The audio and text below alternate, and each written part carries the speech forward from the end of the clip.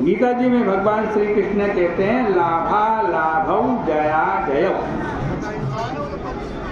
व्यक्ति को लाभ हानि तथा जय पराजय में सम रहना चाहिए।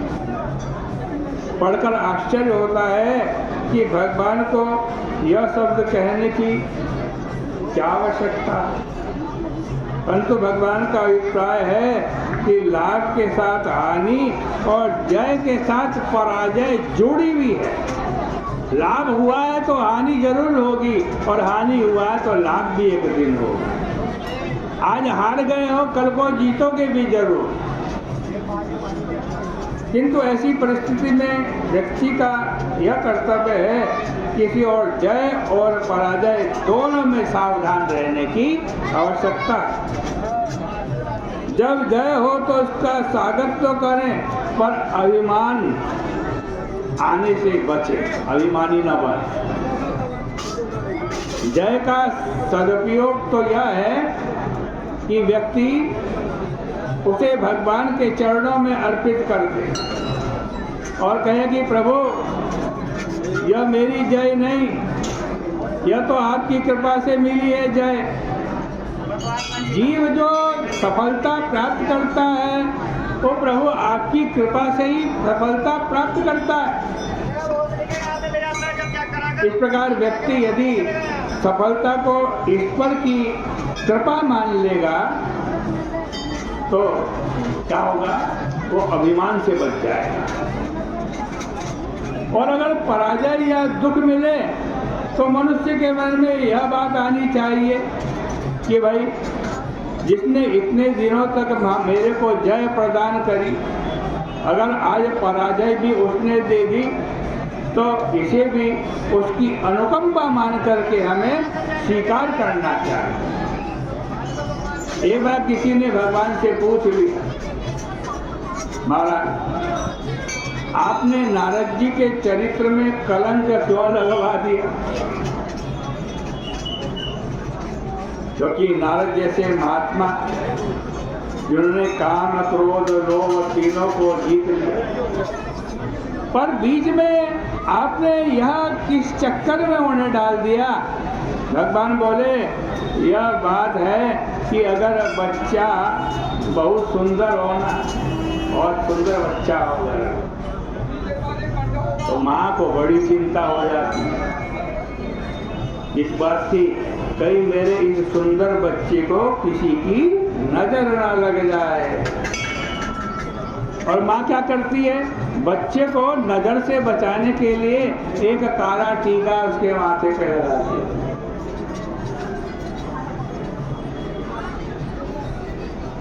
इसी प्रकार भगवान ने कहा कि मैंने देखा नारद तो बड़ा सुंदर बच्चा, उसने काम क्रोध लोभ को जीत लिया, बस अब इसको नजर लगने वाली है, इसको नजर लगने वाली। नजर लगने का भी रामचरितमानस में भगवान राम के संदर्भ में बड़ा सांकेतिक अर्थ दिया गया। रामायण में वर्णन आता है कि नजर 3 तरीके से लगती है, 3 तरीके से। बाणकांड में लिखा है कि कौशल्या जी, सुमित्रा जी और कैकेयी जी श्री राम को देखने से पहले हाथ में एक तिनका ले लेती है और उस तिनके को तोड़कर फिर राम की ओर देखती, सीधे श्री राम जी को नहीं देखती। निरखाई छवि जननी तृण तोरी, निरखाई छवि जननी तृण तोरी। किंतु तिनके को पहले तोड़कर फिर श्री राम को देखने का सीधा सा तात्पर्य है कि माताएं सोचती हैं कहीं हमारी नजर राम जी को न लग जाए। हमारी नजर लगनी है तो इस तिनके पर लगनी चाहिए। तिनके पर सारी नजर का प्रभाव डालकर इसे ही कष्ट में डाल दो और श्री राम की सुंदरता को बचाओ। पर गीतावली रामायण में गोस्वामी जी कहते हैं, जब भगवान श्री राम रोने लगे तो माताओं को लगा अवश्य ही किसी की नजर हमारे बालक को लग गई। परंतु किसकी लगी नजर? किसकी नजर लगी? तो उन्होंने विचार किया कि लगता है किसी बुरी स्त्री की नजर लग गई। किंतु अब क्या किया जाए? तो तुरंत गुरु वशिष्ठ जी को सूचना दी गई। वशिष्ठ जी आए और उन्होंने श्री राम जी को गोद में ले लिया तथा जो नजर बालक पर पड़ी थी उसे उतारकर उन्होंने कौशल्या जी की गोद में राम जी को दे दिया। नजर उतरते ही बालक राम दूध पीने लगे। नजर लगने के तीसरे एक विलक्षण रूप का गोस्वामी जी गीतावली में वर्णन करते हुए लिखते हैं कि राम जी एक दिन आंगन में खेल रहे